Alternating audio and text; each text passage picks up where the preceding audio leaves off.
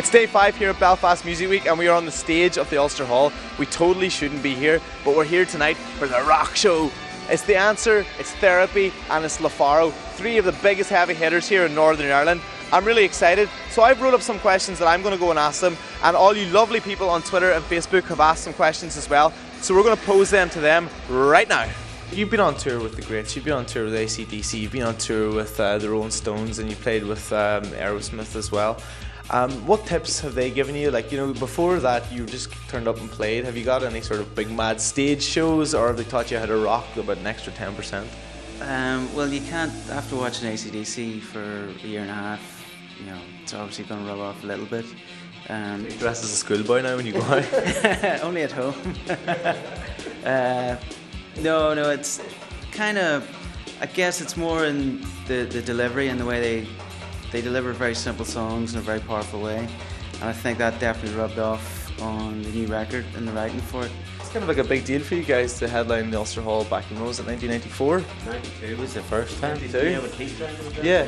That was the gig with Joy Redder and Ash? No, that was 95. No. Okay, well, I'm going to have to shoot whoever was doing research for me. We've done 92, we've done 93, we did 94, and we did 95, and then we did when this place was relaunched about 2 years ago, and then this is the 6th time we've played here. He's excited to be on the bill tonight. Therapy and The Answer. It's going to be great.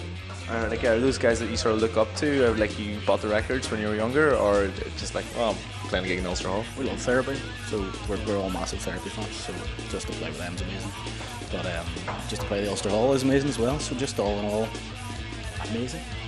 Jamie Blemming says, any sign of a new music video in the future?